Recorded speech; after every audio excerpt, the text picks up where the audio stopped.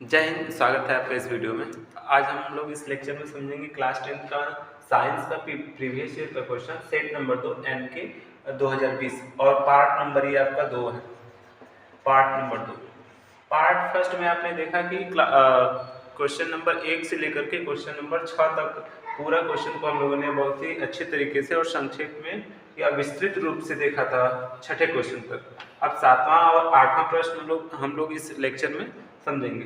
तो 7वां का क प्रश्न दिया है, तो आइए देखा जाए। 7वां का क नंबर जैसे दिया है यहाँ पर कि 7वां का केवल रासायनिक समीकरण दीजिए। एथिल एल्कोहल सोडियम से अभिक्रिया करता है तो क्या बनाएगा। अब एथिल एल्कोहल का सूत्र पता होना चाहिए आपको कि एथिल एल्कोहल सोडियम से अभिक्रिया करेगा तो क्या बनेगा। एथिल एल्कोहल का सूत्र होता है C2H5OH, C2H5OH और प्लस Na। सोडियम के साथ अभिक्रिया कराना है। सोडियम एक प्रकार की धातु है। अगर इसके साथ अभिक्रिया आप कराएंगे तो यहाँ से होगा क्या कि C2H5 और इन दोनों में से OH विदलन होगा यहाँ पर, जिसमें से ऑक्सीजन यहाँ पर हाइड्रोजन आपका बाहर हो जाएगा और सोडियम इसके साथ आकर के जुड़ जाएगा। इसके ऊपर हो जाएगा माइनस और हाइड्रोजन के ऊपर हो जाएगा प्लस। और आप जानते हैं सोडियम एक प्रकार का धातु है और धातु के ऊपर हमेशा धन आवेश होता है। और तो सोडियम इस प्रकार से सोडियम विस्थापित कर देगा किसको, हाइड्रोजन, और हाइड्रोजन को विस्थापित करेगा और यहाँ पर क्या लग जाएगा ONA और प्लस H2 गैस बाहर निकल जाएगा।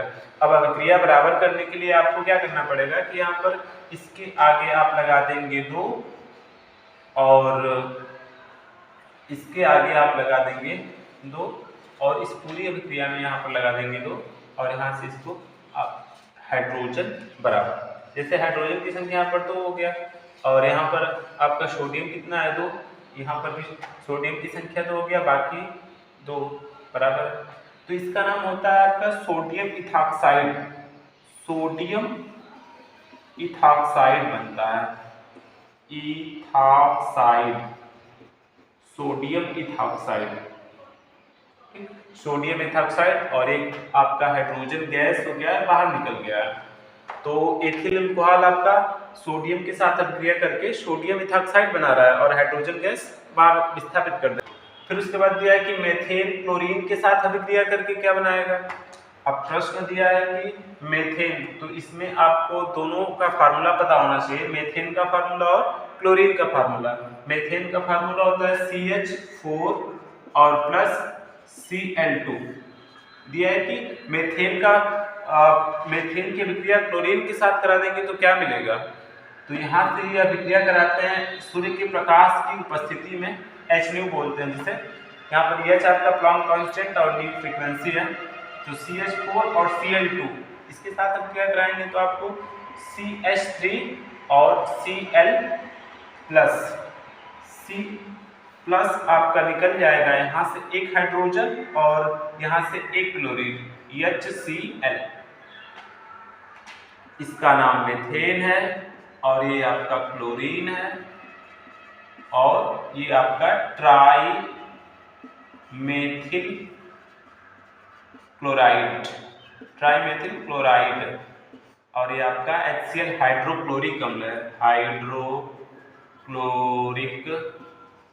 अम्ल, हाइड्रोक्लोरिक अम्ल। अब देखिए यह अभिक्रिया लगभग 3 से 4 स्टेप में समाप्त होगी, क्योंकि यहाँ पर क्लोरीन तब तक अभिक्रिया होगी जब तक कि यहाँ से हाइड्रोजन को पूर्ण रूप से विस्थापित न किया जा सके। तो आइए देखते हैं अगला स्टेप। ट्राईमेथिल क्लोराइड की अभिक्रिया पुनः आप करा दीजिए CH3 Cl प्लस Cl2, इसके साथ करा देंगे Hν की उपस्थिति में। तो ये आपका हो जाएगा CH2 Cl2 प्लस HCl, पुनः सब में HCl बाहर निकल जाएगा। इसका नाम हो जाएगा di methyl chloride, dimethyl chloride,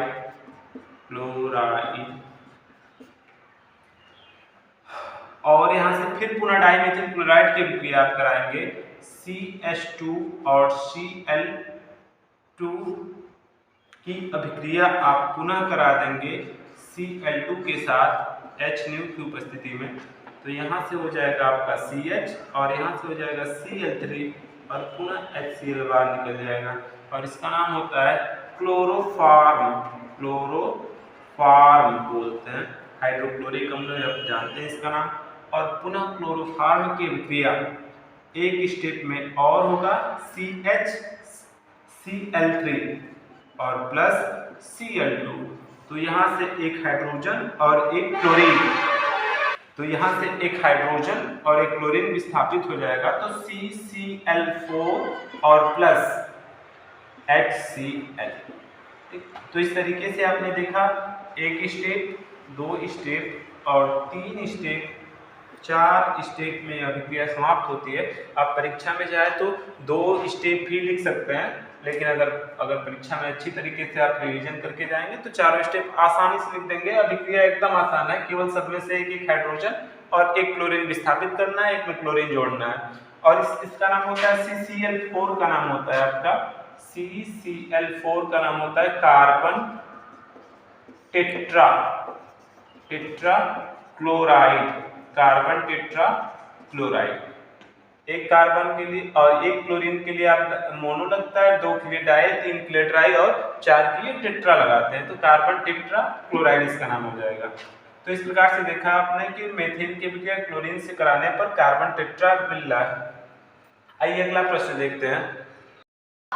तो आइए अगला प्रश्न देखते हैं। दिया हुआ है कि एसिटिक अम्ल के दो रासायनिक गुणधर्म लिखिए। अब एसिटिक अम्ल का रासायनिक गुणधर्म का मतलब क्या होता है? अगर परीक्षा में आपसे पूछ दे रासायनिक गुणधर्म, तो इसका अर्थ ये होगा कि एसिटिक अम्ल किसी भी दूसरे यात्रु तत्व के साथ अभिक्रिया करके क्या बनाएगा, उसके केवल दो ठो रासायनिक गुण लिख दीजिए आप। जैसे एसिटिक अम्ल धातु के साथ अभिक्रिया करके क्या बना सकता है, एसिटिक अम्ल किसी भी गैस के साथ अभिक्रिया करके क्या बना सकता है, एसिटिक अम्ल पानी के साथ अभिक्रिया करके क्या बना सकता है।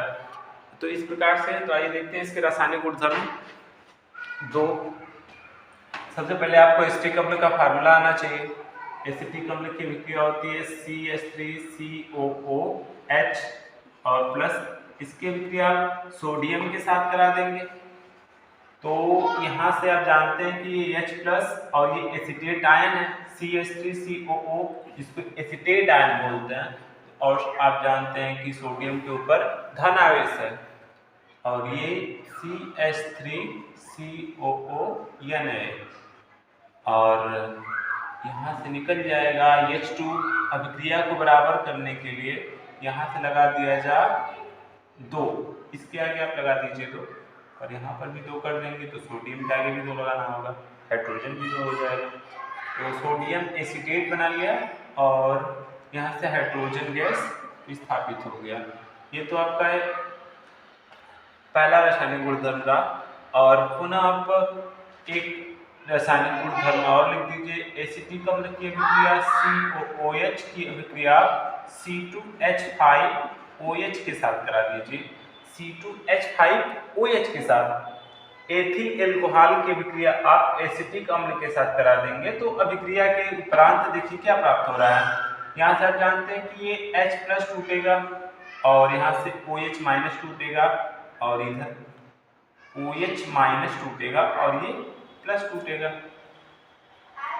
इधर वाला आपका पोर्शन एसिटेट आयन है और इधर इतने को हम लोग एसिटेट आयन कर रहे हैं, आपका H प्लस है तो H प्लस और यहाँ से C2H5 जुड़ जाएगा और निकल जाएगा H2O और यहाँ से CH3COO C2H5 एथिल एसिटेट, इसका नाम है एथिल एसिटेट और जल निकल गया बाहर। ऊपर वाले का नाम था सोडियम एसिटेट। इसके साथ जो भी लग जाए लास्ट में हाइड्रोजन हटा करके उसका नाम लिख करके फिर उसके बाद लास्ट में एसिटेट जोड़ देंगे तो इस प्रकार से इसका नाम हो जाएगा। ये आपका रहा दोनों रासायनिक गुणधर्म। फिर उसके बाद 8वां का क नंबर पूछा है, दीर्घोत्तरी प्रश्न है आपका। पूछा है कि आधुनिक आवर्त नियम क्या है। अब मेंडलीफ के आवर्त नियम 2 थे, एक था मेंडलीफ का मूल आवर्त सारणी और एक था मेंडलीफ की आधुनिक आवर्त सारणी। तो आधुनिक आवर्त नियम क्या है मेंडलीफ के, तो उनमें क्या संशोधन हुआ और उनके क्या क्या अलग अलग नियम रहे, तो उस नियम को लिखना है आपका आधुनिक आवर्त नियम के बारे में लिखना है। तो आइए देखते हैं। जैसे इसका आंसर यहाँ पर लिखा गया है कि तत्वों के भौतिक तथा रासायनिक गुण उनके परमाणु संख्याओं के आवर्ती फलन होते हैं। अब परमाणु संख्याओं या परमाणु क्रमांकों के आवर्ती फलन ये आधुनिक आवर्त सारणी में थे। मूल आवर्त सारणी में इनके परमाणु द्रव्यमानों के अनुसार या परमाणु भारों के अनुसार देखा जाता था। आवर्ती फलन का मतलब कि जो इनका गुण हो वो क्रम से आता रहे, क्रम से परिवर्तन होता रहे, उसी को बोला जाता है आवर्ती फलन। जैसे फिर उसके बाद दूसरा दिया है कि समान इलेक्ट्रॉन विन्यास वाले तत्वों को एक साथ रखा जाए। जितने भी इलेक्ट्रॉनिक विन्यास होंगे उन सभी तत्वों को एक साथ रखा जाए, ये आपका आधुनिक आवर्त नियम में कहा गया। फिर उसके बाद अगले में कहा गया कि इस सारणी में 7 क्षैतिज पंक्तियां और 18 ऊर्ध्वाधर कॉलम हैं, जिन्हें आवर्त और समूह कहते थे। जो 7 क्षैतिज पंक्तियां हैं इन्हें हम लोग आवर्त कहते थे। आवर्तों की संख्या आपका होता है 7 और कॉलमों की संख्या जो ऊर्ध्वाधर कॉलम होते हैं उनकी संख्या होता है 18। तो इस प्रकार से इतना परिवर्तन किया गया था और लास्ट है उप समूहों को समाप्त कर दिया गया था। तो आधुनिक आवर्त सारणी में जितने भी उप समूह थे उनको समाप्त कर दिया गया था, हटा दिया गया था। तो इस प्रकार से आधुनिक आवर्त नियम में आप इतना परीक्षा में लिख देंगे। ये लगभग आपका दीर्घ उत्तरीय प्रश्न था, तो इतना आपका हो जाएगा। आइए 8वां प्रश्न देखते हैं। 8वां का ख नंबर दिया हुआ है कि भर्जन किसे कहते हैं। भर्जन की परिभाषा लिखिए। तो भर्जन की परिभाषा आप जानते हैं और यहाँ पर दिया हुआ है कि सांद्रित अयस्क को अकेले या अन्य पदार्थों के साथ, सांद्रित अयस्क को अकेले या अन्य पदार्थों के साथ मिलाकर अधिक वायु की नियंत्रित मात्रा में, यहाँ पर एक चीज आपको ध्यान देना है कि वायु की नियंत्रित मात्रा में ही यहाँ पर आप अधिक ताप पर बिना पिघलाए गर्म करने की प्रक्रिया ही भर्जन कहलाती है। अधिक ताप पर बिना पिघलाए और वायु की नियंत्रित मात्रा में सांद्रित अयस्क को आप गर्म करेंगे तो यही प्रक्रिया क्या कहलाती है, भर्जन कहलाती है। सांद्रित अयस्क को बिना पिघलाए वायु की नियंत्रित मात्रा में गर्म करने की प्रक्रिया ही भर्जन कहलाती है। जैसे यहाँ पर लिखा हुआ है क्यूप्रस सल्फाइड प्लस O2, इसकी विक्रिया आप करा देते हैं, क्यूप्रस ऑक्साइड बनता है और प्लस सल्फर डाइऑक्साइड बनता है। इसका नाम क्यूप्रस ऑक्साइड और सल्फर डाइऑक्साइड बनता है। तो ये प्रक्रिया पूरा भर्जन कहलाती है। भर्जन में एक ही चीज ध्यान देना है आपको कि वायु की नियंत्रित मात्रा में जो निस्तापन होता है वहाँ वायु की असीमित मात्रा होती है, वहाँ पर सीमित नहीं होता है, यहाँ पर वायु की सीमित मात्रा है। फिर उसके बाद अगला प्रश्न है 8वां का नंबर दिया हुआ है कि खाने के सोडा का निर्माण विधि लिखिए। बेकिंग सोडा होता है उसका निर्माण विधि पूछ रहा है आपसे कि निर्माण विधि क्या होगा। तो बेकिंग सोडा का निर्माण विधि आप देखिए यहाँ पर, खाने का सोडा, बेकिंग सोडा बनाने के लिए आपको एक फार्मूला पता होना चाहिए, सोडियम कार्बोनेट Na2CO3 और प्लस कार्बन डाइऑक्साइड और प्लस H2। जब इसकी विक्रिया आप तीनों को एक साथ करा देते हैं तो यहाँ से NaHCO3 सोडियम बाइकार्बोनेट,